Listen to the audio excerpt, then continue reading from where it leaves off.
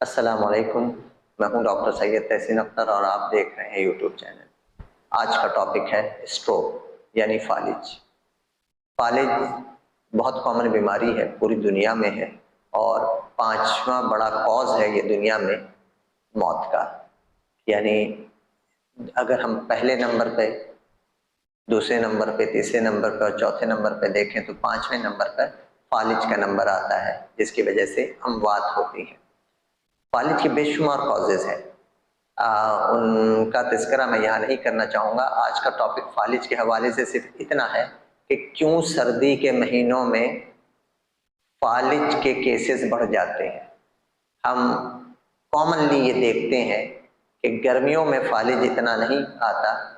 फालिज के केसेस जो आते हैं ज़्यादातर वो सर्दियों के महीनों में आते हैं और ये तमाम दुनिया में है, सिर्फ पाकिस्तान में नहीं, तमाम दुनिया में ही ऐसा है कि फालिज के केसेस बढ़ जाते हैं सर्दियों के महीने में। तो इस पे बहुत सारी स्टडीज हुई हैं और देखा यह है गया है कि जब भी टेम्परेचर 13 डिग्री सेल्सियस से नीचे जाता है तो फालिज के केसेस का बढ़ने का अमल शुरू हो जाता है। तो ये ज़रूरी नहीं कि नुक्ता इंजमात से नीचे गिरने पर फालिज का अमल शुरू हो।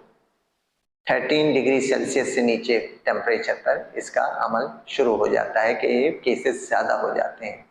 अमूमन फालिज दो तरह के होते हैं, एक जिसमें दिमाग की रग फट जाती है और एक वो जिसमें दिमाग की जो नस है वो ब्लॉक हो जाती है, यानी उसमें जाकर के कोई क्लॉट, खून का लोथड़ा उसे ब्लॉक कर देता है और आगे खून की सप्लाई मुतासर हो जाती है। ये दो बड़ी वजूहात हैं। इनमें से 70 से 80% केस खून के लोथड़े जमने की वजह से होते हैं और जो फटने का अमल होता है शरियान के, वो हाई ब्लड प्रेशर, बहुत ज़्यादा हाई ब्लड प्रेशर हो जाने की वजह से वो नस अमूमन फट जाया करती है। तो ये तो दो आपको मेजर डिफरेंस था कि बताना कि दो तरह होते हैं। तो वजूहात क्या है, क्यों ऐसा होता है, तो बेशुमार स्टडीज इस पर हो रही हैं और हो चुकी हैं। क्लियर कट कोई इस तरह की टू द पॉइंट बात नहीं है कि क्यों होता है, लेकिन कुछ फैक्टर्स ऐसे हैं जिनका बताया गया है और जिनका जानने से आप और हम इस फालिज के बढ़ोतरी से, इस फालिज के इंक्रीमेंट से बच सकते हैं। कि जिन जिन लोगों को फालिज होने का खतरा है वो लोग जो कि स्मोकर्स हैं, वो लोग जिनको हाई ब्लड प्रेशर रहता है, वो लोग जिनका कोलेस्ट्रॉल लेवल हाई होता है, वो लोग जिनको डायबिटीज़ है, वो लोग जिन्हें कोई ऐसी खून की बीमारी है कि जिसमें खून जमने की सलाहियत बढ़ जाती है, वो लोग जिनको हार्ट की कोई ऐसी बीमारी है जिसमें क्लॉट बनने का अमल बढ़ जाता है। तो ये तमाम इस तरह के कॉजेज़ हैं जिसमें, तो लेकिन ये कॉजेज़ तो हर मौसम में रहते हैं, लेकिन क्या वजह है कि फिर इन्हीं लोगों में अचानक सर्दियों में स्ट्रोक का अमल यानी फालिज होने का अमल बढ़ जाता है।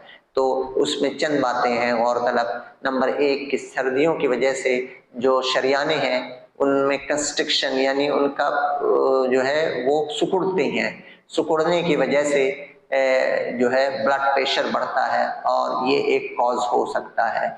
दूसरा ये है कि सर्दियों में जो सेल्स की तादाद है ब्लड में वो अमूमन बढ़ती है। इसमें मुख्तलिफ सेल्स होते हैं जो कि बढ़ते हैं और इनके बढ़ने की वजह से थोड़ा खून गाढ़ा हो जाता है।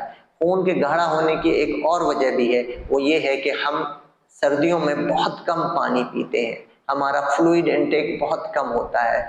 तो इसमें भी यहाँ पर ये एक वजह होती है कि खून जो है वो थोड़ा गाढ़ा हो जाता है। तीसरा सबब यह है कि सर्दियों के मौसम में लोग ज़रा एक्सरसाइज से जी चुराते हैं, अमूमन बाहर आउटडोर नहीं जाते और सर्दियों में एक्सरसाइज कम करते हैं और ये भी एक बड़ी वजह होती है। इसके अलावा ये है कि सर्दियों में अमूमन देखा गया है कि लोग स्मोकिंग भी ज़्यादा करते हैं, वो भी इसकी वजह से एक सबब हो सकता है। इसके अलावा एक सबब ये होता है कि सर्दियों के मौसम में लोग अमूमन अच्छा फील करते हैं थोड़ा और अपनी दवाएं छोड़ देते हैं। वो समझते हैं कि शायद हम बेहतर हो गए हैं, तो खून पतला करने वाली जो लोग दवाएं ले रहे होते हैं वो छोड़ देते हैं। कोलेस्ट्रॉल की दवाएं जो लोग ले रहे होते हैं छोड़ देते हैं। और बसा औकात जो लोग हाई ब्लड प्रेशर की दवाएं लेते हैं उसमें भी या तो कमी कर देते हैं या छोड़ देते हैं या कभी कभी लेते हैं। ये भी एक वजह इनमें होती है। मजीद ये है कि ये तमाम लोग अमूमन देखा गया है, खास करके हमारे खित्ते में कुछ ऐसी ग़िज़ाएं इस्तेमाल करते हैं जो कि इसका सबब बन सकती हैं कि हाई ब्लड प्रेशर। एक तो हम देखिए पाए ऐसे खाते हैं, निहारी खाते हैं, गाय के गोश्त का इस्तेमाल सर्दियों में बढ़ जाता है, तो ये चीज़ें एक सबब बन सकती हैं। और नमक का इस्तेमाल भी हम ज़्यादा कर देते हैं सर्दियों के मौसम में, पाए खाना शुरू कर देते हैं और सिरी पाए, और इसके अलावा ऑर्गन मीट भी इस दौरान जो है ना लोग शौक से खाते हैं, कुछ लोग मग्स खाते हैं। तो सर्दियों के मौसम में ये चीज़ खाने की वजह से भी एक सबब होता है जिससे ब्लड प्रेशर न सिर्फ हाई होना शुरू हो जाता है और अनकंट्रोल हो जाता है, बल्कि जो खून जमने की सलाहियत है उसमें भी इजाफा हो जाता है।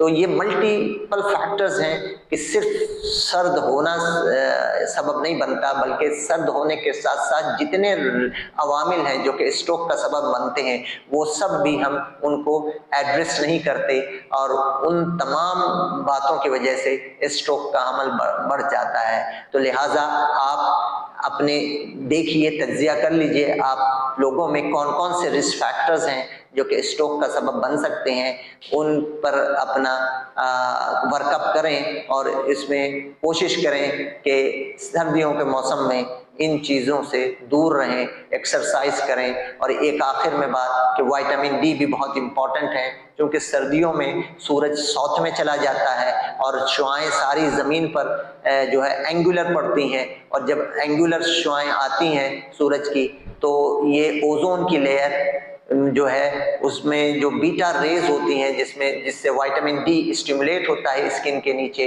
वो ज़मीन पर आने से या तो कासिर रहती हैं या फिर आती हैं तो बहुत वीक होती हैं, और इसलिए विटामिन डी का कन्वर्जन जो है वो नहीं हो पाता बीनीथ द स्किन। तो लिहाजा ये भी एक विटामिन डी का कम होना भी एक सबब में है। तो इन तमाम अवामिल की वजह से ये स्ट्रोक बढ़ जाता है। तो उम्मीद है कि आप तमाम हजरात इन तमाम अवामिल पर गौर करेंगे अपने और अपने डॉक्टर्स से के पास जा कर के उनसे इस हवाले से ज़रूर आगाही हासिल करेंगे और रोकथाम के लिए ज़रूर कोशिशें करेंगे, ताकि न सिर्फ हम माजूरी से बच सकें बल्कि जो बिला वजह जो मोर्टेलिटी इंक्रीज हो जाती है उससे भी बचा जा सके। आज के लिए इतना ही। अल्लाह हाफिज।